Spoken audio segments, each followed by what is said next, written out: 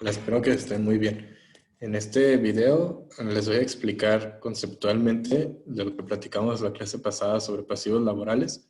Esta presentación la van a tener en Blackboard y la verdad es bastante corta, es muy concreta, entonces vamos a revisarlo. En los siguientes videos vamos a hacer ejercicios, entonces esta es solamente conceptual, pero es importante que la revisen primero para que entiendan cada uno de los conceptos. Entonces, el tema pues es pasivos laborales y la NIF que lo ve es la D3. Bueno, la primera pregunta es ¿por qué se registran los pasivos laborales o por qué surgen? Y es que el pasivo laboral no es nada más una obligación que tienes con tus trabajadores, sino que es muy importante porque cuando contratas un trabajador, la empresa pues hace un gasto que es el salario, eso lo da cada quincena o cada mes a sus trabajadores, pero al mismo tiempo ellos no nada más trabajan por su salario, sino que también trabajan por un retiro cuando ya no puedan trabajar. Entonces, esa otra parte es la que es el pasivo laboral. Entonces, la empresa tiene la obligación de registrar eso porque es parte de la contraprestación que le da al trabajador cuando el trabajador le da sus servicios. Entonces, es tanto el salario, que es un gasto, así directo en estado de resultados, como también un pasivo. Y también dentro de ese pasivo va una parte de gasto, ahorita la vamos a revisar. Pero es importante entender que son dos cosas, que una parte es el salario que le pagan y otra parte es esta otra cantidad que se le promete y pues es algo que la empresa tiene que pagar. Existen dos tipos de pasivos laborales que ustedes ya lo revisaron más o menos en su actividad de la semana pasada. El plan de contribución definido es uno en el que está fijo cuánto se tiene que pagar cada periodo, normalmente es cada mes. Entonces eso sería lo primero, que está fija la cantidad. También se crea una entidad independiente o a veces no se crea, a veces ya existe. Por ejemplo, ustedes en sus actividades me pusieron que las AFORES son un plan de contribución definido y es cierto porque pues, la contribución siempre es la misma y lo administra una entidad independiente. Y los empleados son los que absorben el riesgo de que cambie el valor en el fondo de inversión, en el fondo pues sí, de ahorro.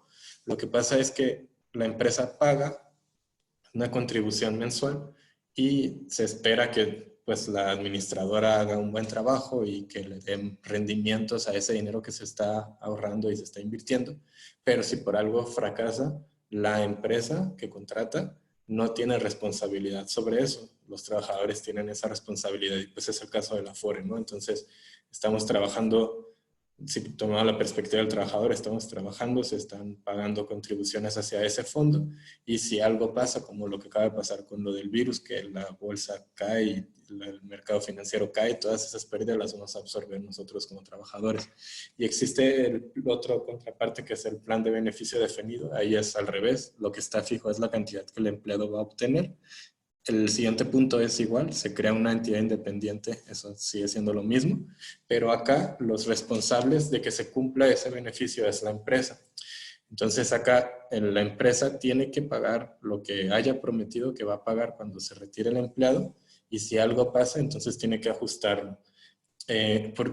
Si lo pensamos desde el punto de vista del empleado, pues obviamente conviene el de plan de beneficio definido. Pero si lo pensamos de la perspectiva de la empresa, pues conviene el de plan de contribución definido porque está fijo lo que paga. Pero ¿por qué algunas empresas optan por el de beneficio definido? Pues la respuesta es que hay muchos apoyos fiscales para empresas que optan por el de beneficio definido. Entonces, por eso muchas empresas deciden a usar eso. Esta es la última diapositiva de la presentación y es la introducción hacia cómo se va a contabilizar el pasivo laboral. Ahorita vamos a hacer algunos ejercicios, pero si el plan de contribución, si el plan es de contribución definida, es decir, la opción número 1, es muy simple porque la empresa siempre paga lo mismo, ya está definido, y eso se va al gasto, es decir, a estado de resultados, ¿no? No se capitaliza, no se va a un pasivo, nada. La empresa solamente registra lo que haya pagado, gasto y efectivo, y la administradora lo recibe y esa es la empresa que va a tenerlo como un activo y lo va a invertir y va a tener rendimientos, va a tener pérdidas, bla, bla, bla. Pero la empresa se olvida de eso, ¿no? Entonces, lo único que la empresa va a registrar es un gasto y ya. Es lo que pasa cuando pagas la Afore, ¿no? Y si la opción es la segunda, el plan de beneficio definido es más complicado. Vamos a hacer un ejemplo de eso. ¿Y por qué se complica? Porque aquí se tienen que registrar dos cosas. ¿Cuánto de lo que se desembolsa y de lo que paga la empresa es realmente gasto? ¿Y cuánto es el valor del pasivo laboral? ¿Esto por qué? Porque cuando la empresa es responsable del valor del fondo, entonces la empresa es dueña de esos activos, aunque no los administre, todo lo que se invierta, la empresa sigue siendo suyo. Entonces, tiene que también registrar eso. Ahorita vamos a ver cómo se hace, pero es importante que entiendan estos conceptos.